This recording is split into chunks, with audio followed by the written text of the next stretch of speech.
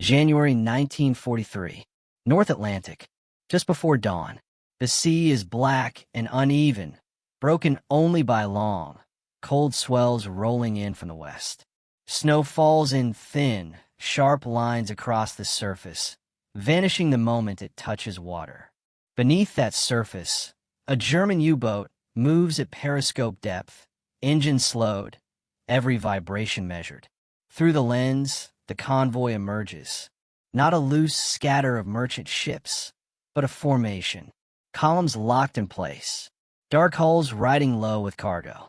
Around them, movement. Smaller shapes slicing across the water. Escorts.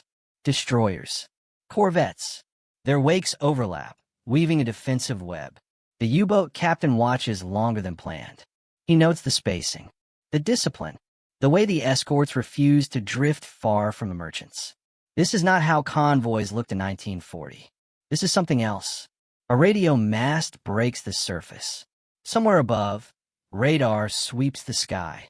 Somewhere below, sonar pings reach outward, probing the dark. The captain lowers the periscope. The ocean, once a hunting ground, no longer feels empty. It feels watched. And for the first time in the Battle of the Atlantic, German commanders are beginning to understand a dangerous truth.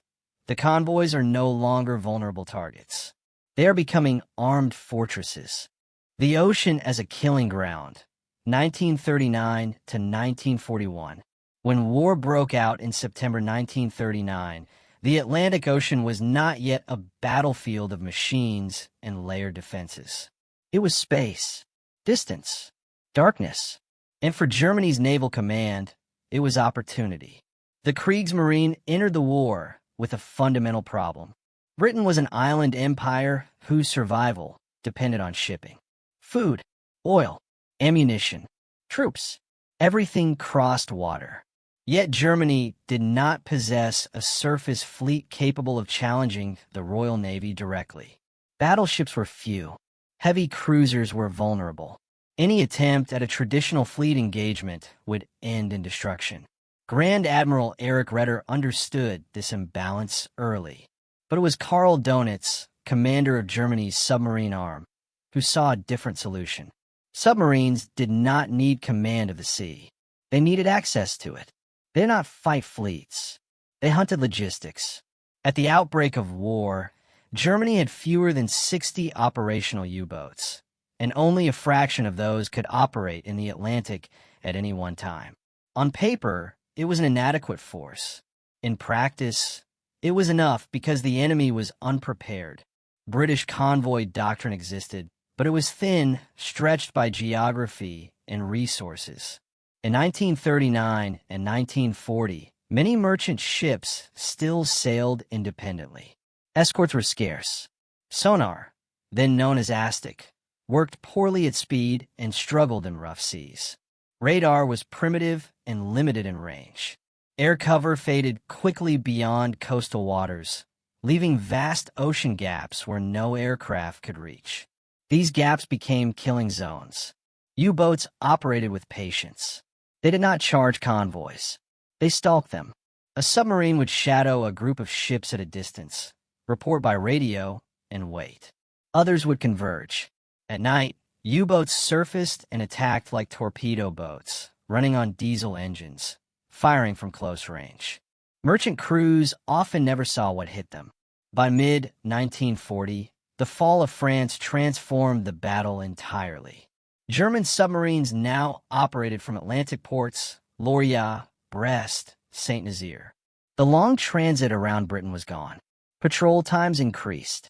Strike ranges expanded. Losses mounted.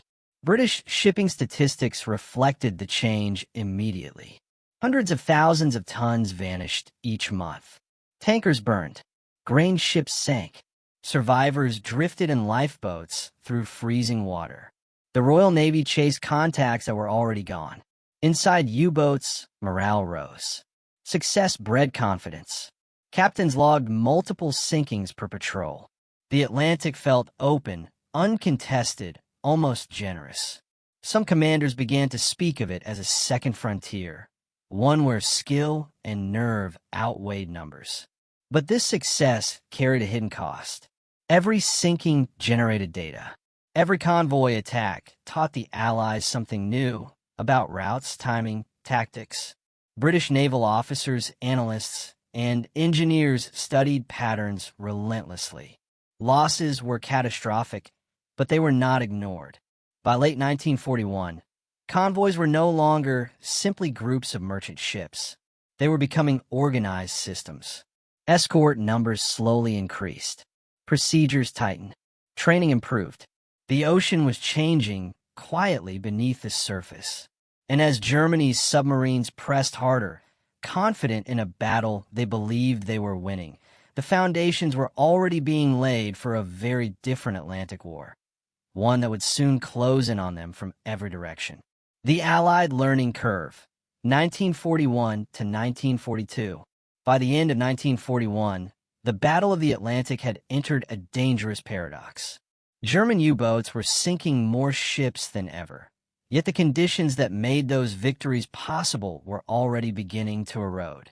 The ocean was no longer static. It was becoming organized. Britain's survival demanded it. The British Admiralty had learned early that convoy protection was not merely a matter of numbers, but of structure. Escorts had to remain with the merchants at all costs. Chasing a contact too far left gaps. Gaps were fatal. This lesson, paid for in steel and lives, reshaped doctrine. Escort captains were trained to think defensively, not aggressively. Their role was endurance, not glory. Technology began to catch up with necessity. ASTIC improved incrementally, not dramatically, but enough to be reliable at closer ranges. Depth charges became standardized, with better fuses and predictable detonation patterns. Escort vessels, corvettes, and frigates were produced in increasing numbers, designed specifically for long Atlantic patrols rather than fleet actions. The most critical weakness remained air cover. U-boats understood the air gap instinctively. They timed attacks for zones beyond aircraft range. But in 1941 and 1942, Allied planners focused obsessively on closing it. Long-range patrol bombers, such as the consolidated B-24 Liberator, were modified for maritime warfare. New bases were established in Iceland, Greenland, and Newfoundland. Slowly, the dark spaces on the map began to shrink. Then the war expanded. In December 1941, the United States entered the conflict. 4 German submarine commanders. This initially appeared as an opportunity. The American eastern seaboard was poorly defended. Coastal cities remained lit at night. Merchant ships sailed independently. U-boats moved in close, silhouetted targets against shore lights in what became known as the Second Happy Time. But this phase was brief and deceptive. The United States Navy adapted with remarkable speed. British experience was shared openly. Convoy systems were imposed along the American coast despite resistance from shipping interests. Escort training programs expanded rapidly. Shipyards, powered by American industrial capacity, began producing escorts faster than Germany could destroy them. More importantly, coordination improved. Convoys were no longer passive formations. They became mobile defensive systems. Escorts communicated continuously. Radio direction finding, HF/DF, known as Huff-Duff, allowed Allied forces to locate U-boats the moment they transmitted. A single radio message could now betray a submarine's position. Radar matured. Surface search sets allowed escorts to detect U-boats at night and in poor weather. Submarines, once invisible after sunset, were now vulnerable on the surface, their most dangerous moment. By late 1942, German captains were noticing the difference. Convoys reacted faster. Escorts appeared where none should have been.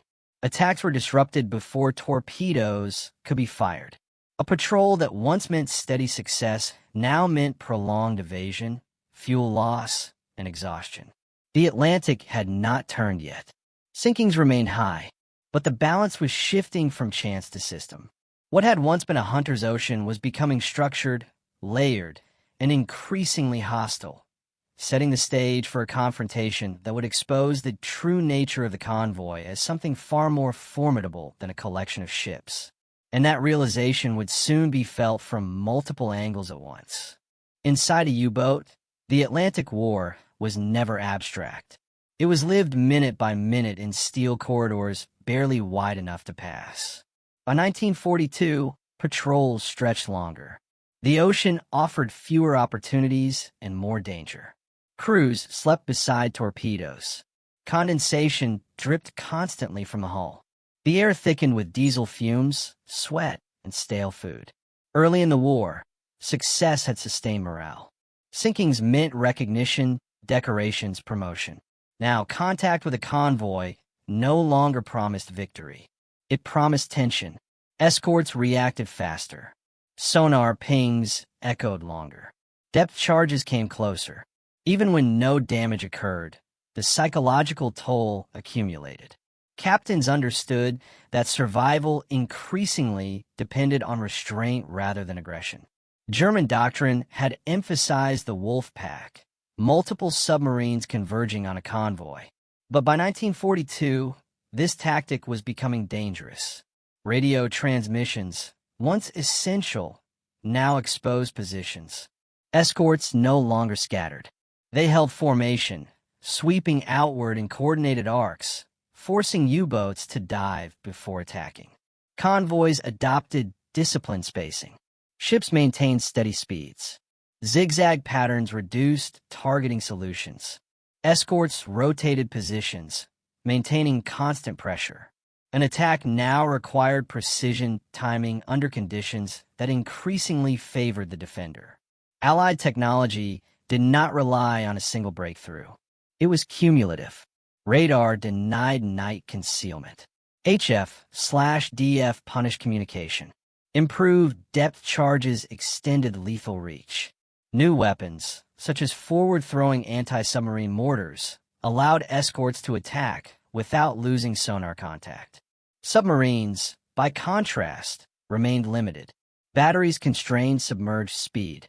Detection systems lagged behind. Every improvement on the Allied side compressed the space in which a U-boat could operate unseen.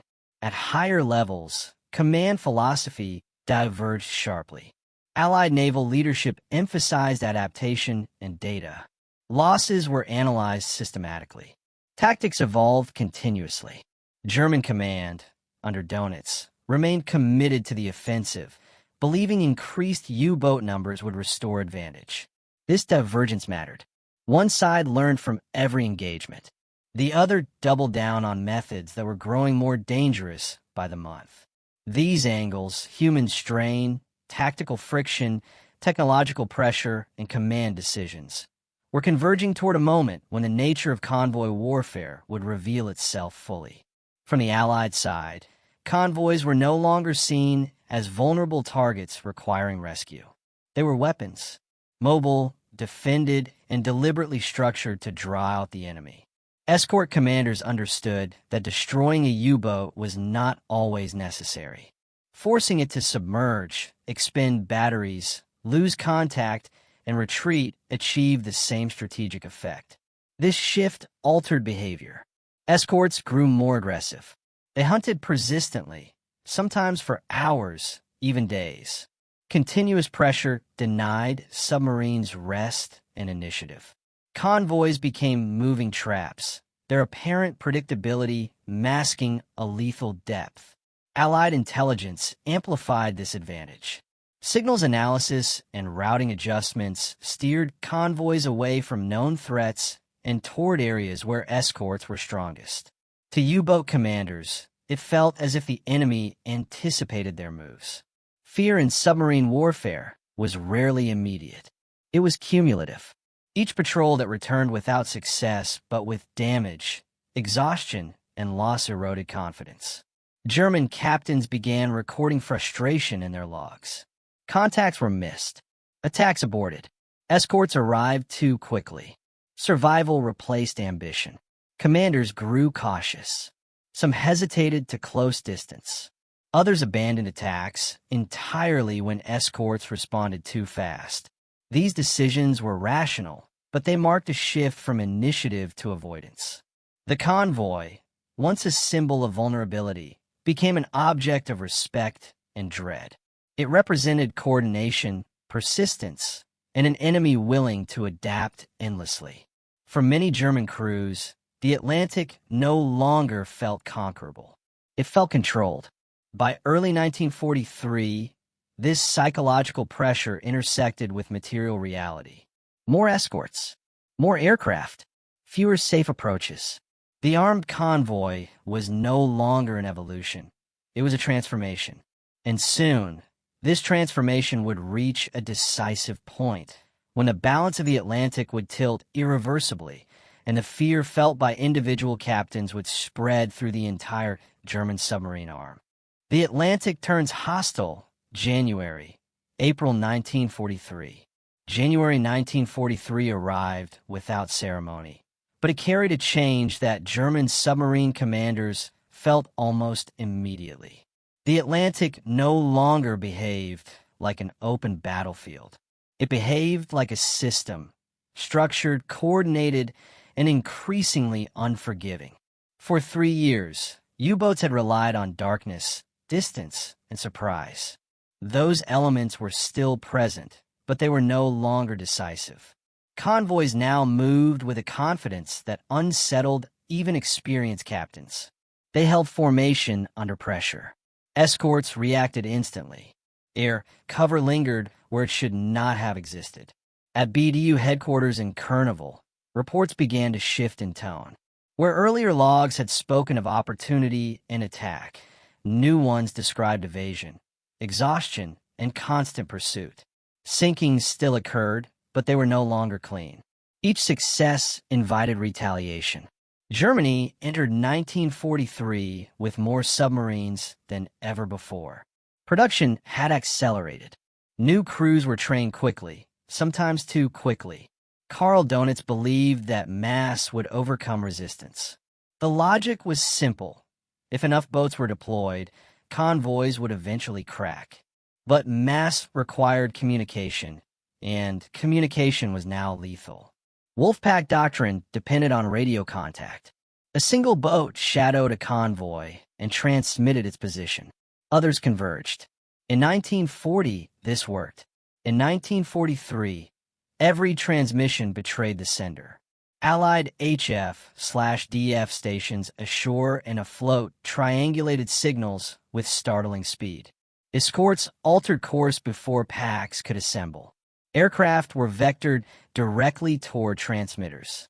German captains learned this the hard way. A brief signal, sometimes less than 20 seconds, was enough to draw attention. Escorts appeared on the horizon. Sonar began its measured sweep. The hunted became the hunter's focus. Night, once the U-boat's greatest ally, turned hostile. Radar-equipped escorts could now detect surface submarines well beyond visual range. The darkness no longer concealed diesel engines or periscope wakes. Even worse, long-range patrol aircraft extended their presence deep into the mid-Atlantic. When a radar contact was made, the aircraft descended silently, switching on the lee light at the final moment. White illumination flooded the water. Deck crews scattered. Diving orders came too late. The Atlantic had learned how to see. Depth charges followed with precision. Escorts no longer dropped them in desperation. They used patterns calculated to box a submarine in 3 dimensions. Forward-throwing weapons allowed attacks without breaking sonar contact. Each explosion shook hull plates. Gauges jumped. Rivets groaned. Minor damage accumulated quickly. Survival demanded endurance rather than aggression. Crews stayed submerged for hours, sometimes more than a day. Batteries drained. Air quality deteriorated. Carbon dioxide levels rose. Men grew dizzy. Sleep became impossible. A submarine that escaped destruction often emerged too depleted to continue patrol. Convoys exploited this attrition ruthlessly. Escort commanders understood that forcing a U-boat away was a strategic victory. They maintained pressure long after contact was lost, sweeping predicted routes, denying the enemy rest. Convoys themselves did not scatter. Merchant ships held position, trusting the escorts to do their work. This discipline unnerved German captains. Earlier in the war, escorts often chased too far, leaving gaps. Now, they refused the bait. They protected the convoy above all else. March 1943 became the crucible. Early in the month, U-boats scored heavy sinkings against convoys HX 229 and SC 122. On paper, it appeared that Germany still held the advantage. But the cost told a different story. Allied escorts and aircraft responded with relentless counterattacks. Dozens of submarines were damaged or destroyed within weeks. Experienced commanders failed to return. New crews disappeared without transmitting final reports. Losses mounted faster than replacement crews could be trained. For the first time, U-boat commanders faced a calculation they could not escape. Attacking a convoy now carried a greater risk of destruction than disengagement. Logs from this period reflect the shift. Captains described convoys as impenetrable and exceptionally well defended.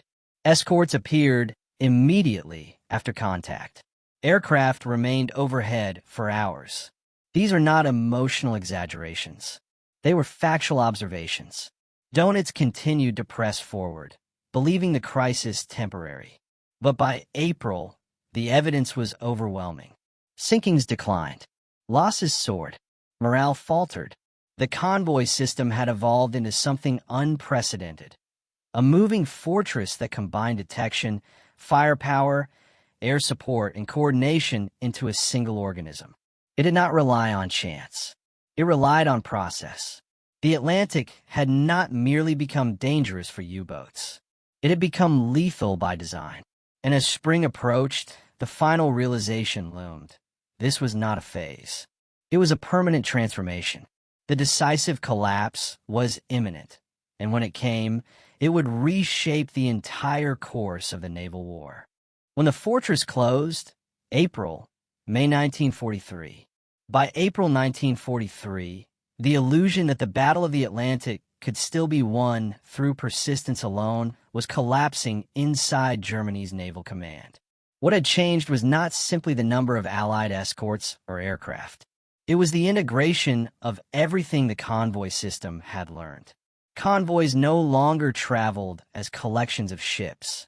They moved as coordinated combat formations, designed not just to survive attack, but to destroy the attacker. In the Central Atlantic, where U-boats once ruled, Allied air cover now overlapped continuously. Long-range liberators patrolled routes with endurance measured in hours. Escort carriers joined convoys, launching aircraft that never strayed far from the ships they protected. The air gap, once a sanctuary, ceased to exist. For U-boat commanders, this was catastrophic. Surfacing to recharge batteries, once a routine necessity, became a gamble. Radar detection ranges exceeded visual contact. Aircraft appeared without warning. A single miscalculation could end a patrol in seconds. Submarines remained submerged longer, but this only delayed the inevitable. Batteries drained. Speed vanished. Maneuverability collapsed. The convoy fortress tightened. Allied escort groups, now trained specifically to kill submarines. Support groups roamed independently, free from convoy duty, responding to contacts and reinforcing threatened routes. These hunters did not abandon pursuit when a convoy passed. They stayed, sweeping the area, attacking repeatedly until the submarine was destroyed or forced to flee. In May 1943, the results were undeniable. German U-boats suffered losses at a scale never seen before. Dozens were sunk within weeks. Entire patrol groups disappeared. Experienced commanders, men whose names had once inspired confidence, were gone. Replacement crews lacked the instinct and caution learned through years at sea. BDU headquarters received reports filled with damage assessments rather than victories. Boats returned early. Others transmitted brief, incomplete messages before silence. The ocean swallowed them without witnesses. Donitz confronted the reality he had resisted. The convoy system had achieved what battleships never could: sea denial. Germany could no longer operate freely. The Atlantic was no longer contested. It was controlled. On May 24th, 1943, Donitz ordered the withdrawal of most U-boats from the North Atlantic convoy routes. It was not framed as defeat, but its meaning was clear. The offensive had failed. The fear that had begun as unease among individual captains now permeated the entire submarine arm. The convoy fortress had not merely resisted attack. It had broken the attacker's will. This moment marked the irreversible turning point of the Battle of the Atlantic. From here onward, U-boats would fight for survival, not dominance. Innovations would come too late. Numbers would never recover. The strategic initiative was gone. As convoys continued to cross the Atlantic unbroken, carrying the resources that would fuel Allied offensives in Europe, the significance of what had occurred became unmistakable. The ocean itself had changed sides, and in the quiet aftermath of this decision, as submarines turned away from convoy routes they once stalked with confidence, the full consequences of this transformation began to settle in, both for those who had survived and for the war that would now move relentlessly toward German shores. Collapse of the U-boat arm, mid-1943. The order issued in late May 1943 did not sound like surrender. It was written in measured language, framed as redeployment and reassessment. But for every officer who read it, the meaning was unmistakable. The North Atlantic convoy routes, the very heart of Germany's submarine war, were no longer survivable. For the first time since 1939, German U-boats were being pulled back not because of weather, fuel, or temporary imbalance, but because the enemy had made the environment itself lethal. The numbers told the story with brutal clarity. In May 1943 alone, Germany lost more than 40 submarines. Nearly one-third of the boats deployed that month. Many were destroyed without ever firing a torpedo. Others vanished after brief contact reports, never to be heard from again. The loss rate exceeded anything the training system or shipyards could replace. Even more damaging than the raw figures was who was being lost. These were not inexperienced crews making early mistakes. They were veteran commanders, men who had survived dozens of patrols and understood Atlantic warfare intimately. Their experience died with them. Boats returned to base crewed by men who had watched their friends disappear in seconds, sometimes within sight. U-boat bases along the French coast reflected the shift immediately. Where earlier patrols had returned with flags painted on conning towers, symbolizing tonnage sunk, now there was silence. Damaged boats limped in with hull plates buckled and paint scorched. Crews disembarked slowly, thinner, quieter, their eyes fixed downward. Morale collapsed, not dramatically, but steadily. The myth of invincibility was gone. Submarine service, once considered elite, became associated with near-certain death. Training schools struggled to prepare new crews for a reality no longer defined by initiative but by evasion. Simulated attacks could not replicate the exhaustion of days submerged under constant threat. Technological solutions were proposed: new snorkels, improved torpedoes, radar detectors, but they arrived too late and in insufficient numbers. Each innovation addressed one vulnerability while leaving others exposed. The convoy fortress had not relied on a single weapon. It relied on integration. German Naval Command attempted to adapt strategy. U-boats were redirected toward distant waters, the Caribbean, the Indian Ocean, where defenses were thinner. But these theaters lacked the strategic impact of the Atlantic lifeline. Sinkings there could not alter the balance of industrial war now underway. Meanwhile, Allied convoys crossed the ocean with increasing regularity. Loss rates fell sharply. Shipyards replaced tonnage faster than it was sunk. The flow of men and material became predictable. something unimaginable in 1940. The psychological impact extended beyond the submarine arm. German leadership understood what uninterrupted Atlantic traffic meant. It meant invasion forces assembling. It meant air superiority being fueled. It meant time was no longer on Germany's side. The armed convoy had achieved what blockades and battleships could not. It had neutralized the most effective asymmetric weapon Germany possessed. By mid-1943, the Battle of the Atlantic was no longer a contest. It was a managed environment. German U-boats still existed, still fought, still sank ships, but they no longer dictated terms. And as the ocean settled into this new order, the consequences began to ripple outward into strategy, industry, and the final shape of the war itself. Strategic and psychological consequences, mid-late 1943. By the summer of 1943, the consequences of the convoy fortress strategy were stark and undeniable. The U-boat arm, once the terror of the Atlantic, had been forced onto the defensive. Germany's capacity to project power across the ocean had collapsed, and the psychological toll on crews and commanders alike was profound. Losses were catastrophic. Between June and August 1943, Germany lost more than 60 additional U-boats, experienced crews, high-ranking officers, and the technological edge of veteran command all gone. The attrition was unsustainable. Even when new boats rolled off the production lines, they were staffed by hastily trained sailors, many unprepared for the intense, coordinated defense they now faced. Each patrol carried the implicit understanding that returning home was far from guaranteed. This collapse did not remain confined to the crews at sea. Within BDU headquarters, reports shifted tone from tactical discussion to crisis management. Karl Donitz, who had once advocated aggressive Wolfpack deployments, recognized that strategy had to change.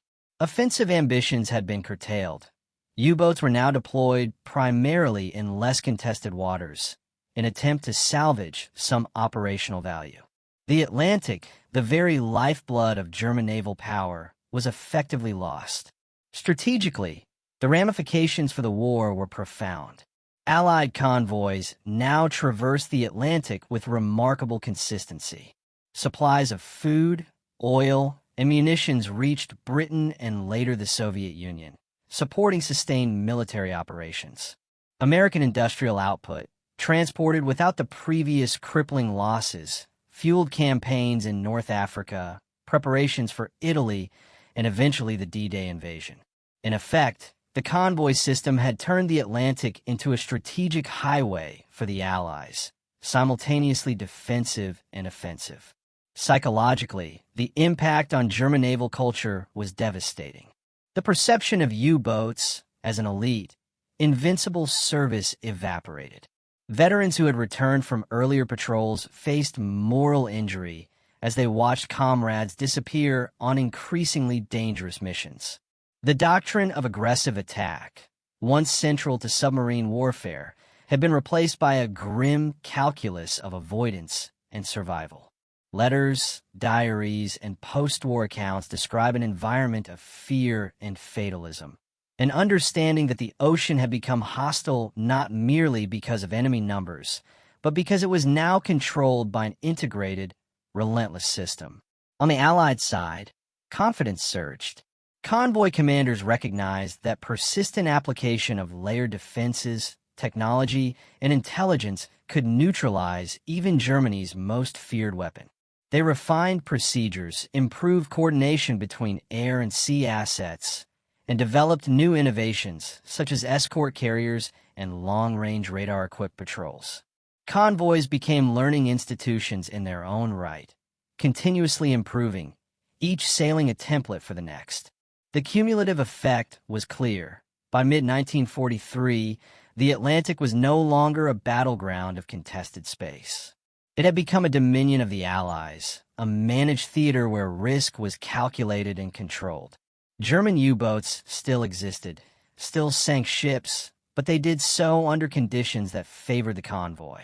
Each engagement was a fight on the enemy's terms, not their own. The collapse of the U-boat arm in the Atlantic also reshaped German strategy elsewhere. With losses mounting and success increasingly uncertain, attention shifted to the Mediterranean, Arctic routes, and distant waters. But none of these theaters offered the scale or impact of the Atlantic. By failing to secure dominance in the ocean, Germany lost the ability to threaten the flow of Allied resources on a decisive scale. The logistical advantage was irrevocably transferred. In essence, the convoy fortress had done more than defend ships. It had destroyed initiative, shattered morale, and shifted the strategic balance. Where German commanders once prowled the Atlantic like hunters, they were now prey, forced to operate within narrow margins of safety, aware that the ocean itself no longer belonged to them. And as the Allies refined their techniques and sustained their shipping lifelines, the German naval psyche, once confident and audacious, became defined by caution, calculation, and fear, a condition that would persist until the final months of the war, long after the convoy system had secured the Atlantic for the Allies. The story of the armed convoy is a story of adaptation and endurance. What began as a defensive tactic evolved into a weapon in its own right, a system that integrated men, machines, intelligence, and discipline into an unbreakable whole. The ocean, once a vast hunting ground for the hunter, became a fortress capable of defending itself. For the Allies, the convoy system demonstrated the power of coordination and persistence. It was not a single breakthrough, but the cumulative effect of technology, training, and procedure that turned vulnerability into strength. Radar, sonar, radio direction finding, escort carriers, and disciplined tactics combined to create a network that the most experienced German commanders could not overcome. For the Germans, the result was more than operational failure. It was a profound psychological shift. Confidence eroded into caution. Initiative gave way to evasion. And the Atlantic, once a domain of opportunity, became a theater of existential risk. The very skill and daring that had defined the U-boat arm became less relevant against a system designed to anticipate and counter every move. The armored convoy illustrates a fundamental lesson of war. Technology and tactics shape human experience, and human experience shapes the outcome of war. Men and machines operate within structures, and when those structures are superior, they dictate the terms of conflict. The transformation of convoys from vulnerable targets into armed fortresses did not just save lives or cargo. It changed the trajectory of World War II. Ultimately, the Atlantic convoy stands as a testament to human ingenuity, resilience, and coordination. It shows that defense, when executed with precision and persistence, can be as decisive as offense. And it reminds us that fear, rational, cumulative, and unavoidable, can ripple through entire armed forces, altering strategy, morale, and history itself. In the vast expanse of the Atlantic, amid storm and shadow, the lesson endures. Even the most fearsome hunters can be subdued when the prey learns to fight as one.